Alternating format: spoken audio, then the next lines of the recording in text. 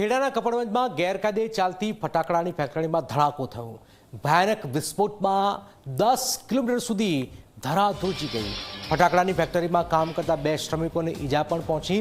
ઘાયલોને સારવાર અર્થે નડિયાદ અને અમદાવાદ ખસેડાયા છે।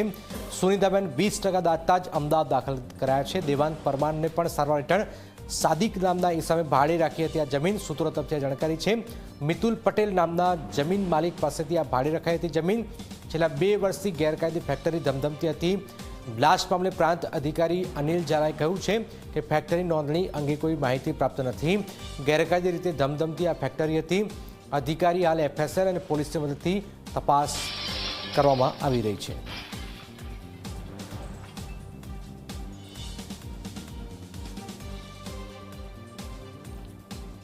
ખેડાના કપડવંજ વિસ્તારમાં અંતરિયાળ વિસ્તારમાં આવેલા એક ફેક્ટરી કે જે વિસ્ફોટકોથી ભરેલી હતી અને ફટાકડાનું ઉત્પાદન થતું હતું તેનામાં ધડાકો થયો છે અને દુર્ઘટના મોટી સર્જાતા રહી ગઈ છે।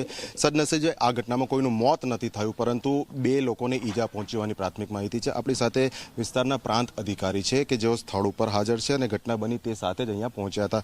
સર, પ્રાથમિક આપ જ્યારે પહોંચ્યા શું આખી આ ઘટના બની હતી? તપાસ દરમિયાન શું જાણવા મળ્યું છે?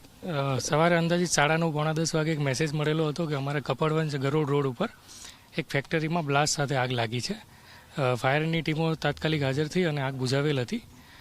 એમાં 2 લોકો ઈજાગ્રસ્ત થયેલ હતા। એમાંથી એક જણને અમે અમદાવાદ સિવિલ અને એક જણને નડિયાદ સિવિલ ખસેડેલ છે।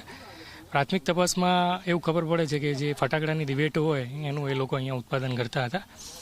એફએસએલ અને ફોરેન્સિકની ટીમો પણ હવે સ્થળ ઉપર પહોંચી રહી છે અને ત્યારબાદ એમાં ખરેખર શું હતું ફેક્ટરીમાં એની તપાસ કરી અને આગળની જરૂરી કાર્યવાહી કરવામાં આવશે। Thank you sir. માહિતી એ પણ છે કે અહીંયા સંપૂર્ણ ગેરકાયદેસર રીતે ધમધમતી હતી। એની જે નોંધણી મંજૂરીની આખી પ્રક્રિયા છે એની શું હકીકત છે? એમાં પ્રાથમિક તપાસમાં એણે કોઈ જાતનું પરવાનગી ન લીધી હોય એવું માલુમ પડેલ છે, પણ એ માલિક એના કોઈ આધાર પુરાવા કે એવું રજૂ કરે તો ત્યારબાદ આગળની ખબર પડે। હાલમાં આ મામલે કોઈ કાયદેસરની કાર્યવાહી કે જેની સામે ફરિયાદ નોંધી આગળની આપણે સરકારી કાર્યવાહી કરી શકીએ એવી કોઈ?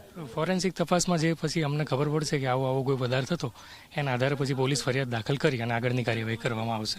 ખૂબ ખૂબ આભાર। તો જે રીતે પ્રાંત અધિકારીનું કહેવું છે કે હજી તમામ જે તપાસ છે તે ચાલી રહી છે અને મળતી માહિતી મુજબ મૂળ માલિક જમીન માલિક જે છે તે અન્ય કોઈ હતા જેને આ જે જમીન છે અન્ય સંચાલકને આપી હતી। એટલે હાલ તો જે ફેક્ટરી સંચાલક હતો કે જેનું નામ હજી સામે આવી રહ્યું છે, પોલીસ પણ તપાસ કરી રહી છે, તેની હાલ તે ફરાર થઈ ગયો છે જેથી કરીને હાલ પોલીસ ચોપડે હજી સુધી કોઈનું ચોક્કસ નામ નોંધાયું નથી। પરંતુ હવે જોવાનું રહે છે કે પોલીસ કેટલા સમયમાં આખાએ આ જે ઘટના છે તેના જવાબદાર સુધી પહોંચી આગળની કાર્યવાહી હાથ ધરે છે।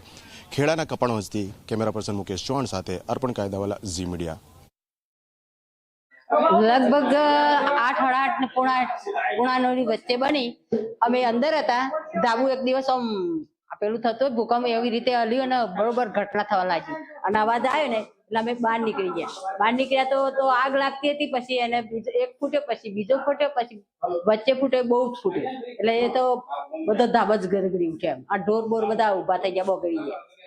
અને મકાનમાં તો ઉપર ચિરાડ થઈ ગયા ને આ બારી તૂટી।